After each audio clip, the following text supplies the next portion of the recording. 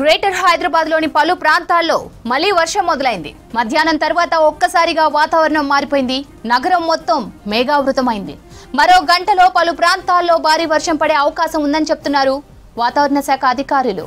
వాయువ్య బంగాళాఖాతంలో అల్పపీడనం కొనసాగుతోంది. రుతుపవన ద్రోణి ఉపరితల ఆవర్తనం కారణంగా వచ్చే 3 రోజులు రాష్ట్రంలో భారీ వర్షాలు కురిసే అవకాశం ఉందన్నారు వాతావరణ శాఖ అధికారులు. ఇవాళ రేపు పలు జిల్లాల్లో భారీ నుంచి అతి భారీ వర్షాలు కురిసే అవకాశం ఉందన్నారు అధికారి ధర్మరాజు. ఇవాళ 5 జిల్లాల్లో అతి భారీ వర్షాలు పడే అవకాశం ఉందంటున్న వాతావరణ శాఖ అధికారి ధర్మరాజుతో కల్పన ఫేస్ టు ఫేస్. వాయువ్య బంగాళాఖాతంలో కొనసాగుతున్న అల్పపీడనం కారణంగా రాష్ట్ర వ్యాప్తంగా మనకు వర్షాలు కురుస్తూ ఉన్నాయి. మరి ప్రజెంట్ దీని స్టేటస్ ఏ విధంగా ఉంది, దాంతోపాటు తెలంగాణ రాష్ట్రంకి వర్ష సూచన ఏ విధంగా ఉందో తెలుసుకుందాం. ప్రస్తుతం నేను వాతావరణ కేంద్రంలో ఉన్నాను. మరి మనతో పాటు వాతావరణ శాఖ సీనియర్ అధికారి ధర్మరాజు గారు ఉన్నారు. ఒకసారి వారితో మాట్లాడడం.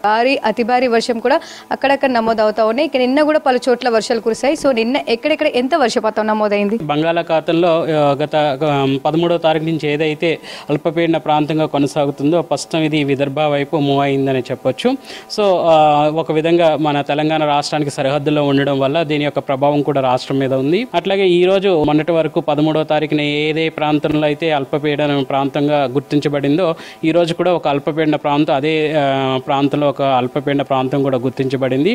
ప్రస్తుతం కనుక చూసుకున్నట్లయితే ఇది క్రమేపీ బలపడి 19వ తారీఖు కల్లా కూడా వాయుగుండంగా మారి ఇది ఉత్తర ఆంధ్ర అలాగే దక్షిణ ఒడిశా తీరం గుండా తీరాన్ని తాకే అవకాశం అయితే ప్రస్తుతం కనిపిస్తుంది. వీటి ప్రభావంతో పాటు ఒక ఉపరితల చక్రవాకం అట్లాగే చూసుకున్నట్లయితే ఒక తూర్పు పశ్చిమ ద్రోణి అనేది కూడా ఈ యొక్క రాష్ట్ర సరిహద్దుల్లో కొనసాగుతూ ఈ రెండు ఒక అల్పపీడన ప్రాంతం నుంచి బంగాళాఖాతం వైపు కూడా ఇటు ఈశాన్య అరేబియా సీ నుంచి కూడా ఈ యొక్క ఉపరితల ద్రోణి అనేది కొనసాగడం వల్ల మనకి ఈ రెండింటి యొక్క అనుసంధానం కూడా ఒక విధంగా రాష్ట్రంలో ఈరోజు రేపు 19వ తారీఖు వరకు కూడా భారీ వర్ష సూచనలు అనేవి కనిపిస్తున్నాయి. ఇటు తూర్పు తెలంగాణ అంతా కూడా ఇటు భద్రాద్రి కొత్తగూడెం కానీ ములుగు జయశంకర్ భూపాలపల్లి హనుమకొండ వరంగల్ మహబూబాబాద్ సూర్యాపేట ఈ యొక్క జిల్లాలకు భారీ వర్ష సూచనలు, ఆదిలాబాద్ నిర్మల్ నిజామాబాద్ కూడా మనం భారీ వర్ష సూచనలు అనేవి జారీ చేయడం జరిగింది.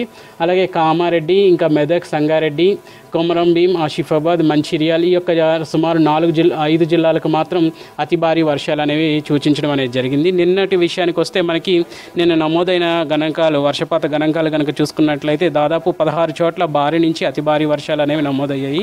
ముఖ్యంగా 5 చోట్ల మాత్రం అతి భారీ వర్షాలు అలాగే 11 చోట్ల మాత్రం భారీ వర్షాలు అనేవి నమోదయ్యాయి. ముఖ్యంగా చూసుకున్నట్లయితే ఆదిలాబాద్లో సుమారు 17 సెంటీమీటర్ల వరకు కూడా వర్షపాతం అనేది నమోదైంది. సో అలాగా మనకి 3 చోట్ల ఆదిలాబాద్లో మనకి 17 సెంటీమీటర్లు 2 చోట్ల అలాగే ఒక చోట 16 సెంటీమీటర్ల వరకు కూడా ఒక వర్షపాతం అనేది అతి భారీ వర్షపాతం అనేది నమోదైంది. అలాగే చూసుకున్నట్లయితే 11 చోట్ల మాత్రం భారీ వర్షాలు కూడా నిన్న నమోదైన గణాంకాలు మనం చూడొచ్చు.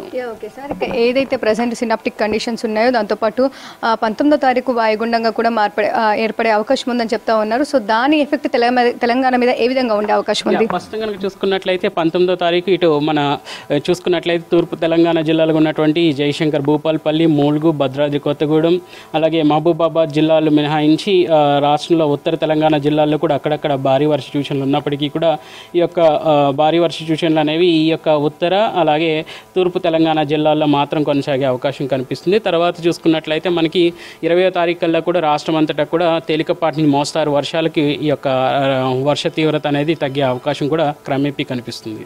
ఓకే సార్, సో దాదాపు గత 2-3 రోజుల నుంచి వర్షాలు కురుస్తూ ఉన్నాయి కంటిన్యూగా. ఈ రోజు కూడా అతి భారీ వర్షాలను చెప్తూ కలర్ వార్నింగ్స్ కూడా ఇవ్వడం జరిగింది. సో దీనికి సంబంధించి అక్కడ ఉన్న అధికారులకు కావచ్చు ఎట్లాంటి హెచ్చరికలు జారీ చేశారు అండ్ ఎట్లాంటి సూచనలు ఇచ్చారు?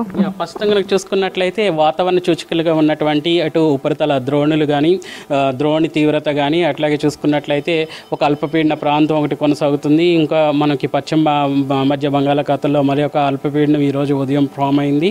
సో ఇది క్రమేపీ రానున్న 24 గంటల్లో మళ్ళీ బలాన్ని చేకూర్చుకొని ముఖ్యంగా వాయుగుండంగా 19వ తారీఖున ఏర్పడే తర్వాత ఈ యొక్క కోస్టల్ తీరం గుండా క్రాస్ అయ్యే అవకాశం అయితే ప్రస్తుతం కనిపిస్తుంది. కాబట్టి రాష్ట్రంలో రానున్న 3 రోజులు కూడా ఈ రోజు నుంచి రేపు ఎల్లుండి 19వ తారీఖు వరకు కూడా భారీ వర్ష సూచనలు ఉన్న నేపథ్యంలో ముఖ్యంగా ఆయా జిల్లా యంత్రాంగాలకి ఎక్కడైతే మనకి అధిక వర్షం అనేది కురుస్తుందో ఆ యొక్క జిల్లాలకు మాత్రం ఈ యొక్క వర్ష సూచనలు అనేవి జారీ చేయడం జరిగింది. రేపటికి కూడా తీవ్రత అనేది క్రమేపీ పెరిగే అవకాశం కనిపిస్తుంది. కాబట్టి రేపు 3 జిల్లాలకు ఈ యొక్క రెడ్ హెచ్చరికలు కూడా జారీ చేయడం జరిగింది. సుమారు ములుగు భద్రాద్రి కొత్తగూడెం కొత్తగూడెం అలాగే చూసుకున్నట్లయితే మహబూబాబాద్ ఈ యొక్క జిల్లాలకు రెడ్ హెచ్చరికలు అనేవి జారీ చేయడం జరిగింది. So Godavari Krishna flood affected ఏరియాస్కి సంబంధించి ఎట్లా ఉండనుందండి? దానికి సంబంధించి ఏమన్నా ఫ్లడ్ ఎఫెక్టెడ్ సంబంధించి సూచనలు కావచ్చు, హెచ్చరికలు ఏమన్నా ఇచ్చారా? ఈ రోజు కూడా చూసుకున్నట్లయితే ఎప్పటికప్పుడు ఈ యొక్క ఫ్లడ్ హెచ్చరికలు అలాగే తర్వాత మనం చూసుకున్నట్లయితే వ్యవసాయ శాఖకు కావాల్సినటువంటి వాతావరణ సూచనలు కూడా ఇటు భారీ వర్ష సూచనలతో పాటు వారికి కూడా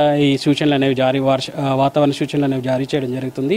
ముఖ్యంగా ఈ యొక్క సెంట్రల్ వాటర్ కమిషన్స్కి ఎప్పటికప్పుడు మనకున్నటువంటి అనుసంధానంగా సుమారు 8 రాష్ట్రాలతో మనం అనుసంధానంగా పనిచేస్తూ ఉన్నాము.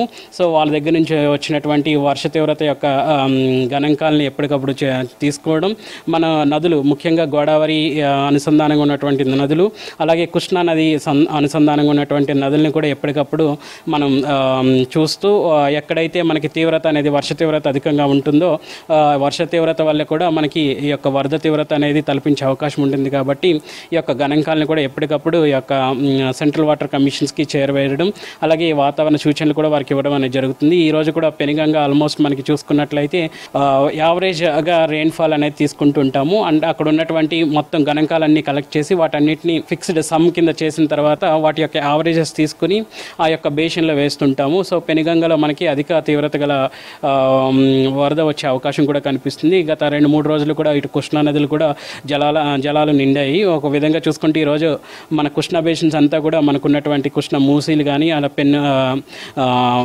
పల్లేరు ఇంకా చూసుకున్నట్లయితే మన్నేరు ఈ యొక్క రివర్ బేసిన్స్ కూడా ఒక విధంగా కొంచెం వర్ష తీవ్రత అనేది తగ్గింది ఈరోజు. ముఖ్యంగా ఇటు గోదావరి జలాలు మాత్రం చూసుకున్నట్లయితే ఇటు మిడిల్ గోదావరి అలాగే పెనుగంగా ఈ యొక్క జిల్లాల్లో వెనుగంగా అలాగే ప్రాణహిత ఈ యొక్క జలాలు అనేవి కూడా ఈ 2 రోజులు కూడా ఉప్పొంగే అవకాశం అయితే కనిపిస్తుంది. కాబట్టి ఒక విధంగా ఇక్కడ కూడా ఫోర్కాస్ట్ అనేది ఇవ్వడం జరిగింది. ఇక రానున్న 2-3 రోజుల్లో మరో అల్పపీడనం ఏర్పడి అది వాయుగుండంగా మారే అవకాశం ఉందని చెప్తా ఉన్నారు. ఈ వాయుగుండం మారినప్పటికీ తెలంగాణ మీద పెద్దగా ఎఫెక్ట్ ఉండకపోయినప్పటికీ తేలికపాటి నుంచి మోస్తారు వర్షాలు, అక్కడక్కడ భారీ వర్షాలు అయితే కురిసే అవకాశం ఉంది. ఇవి వెదకి సంబంధించిన అప్డేట్స్. కెమెరా పర్సన్ మహేష్తో కల్పన, V6 న్యూస్, హైదరాబాద్.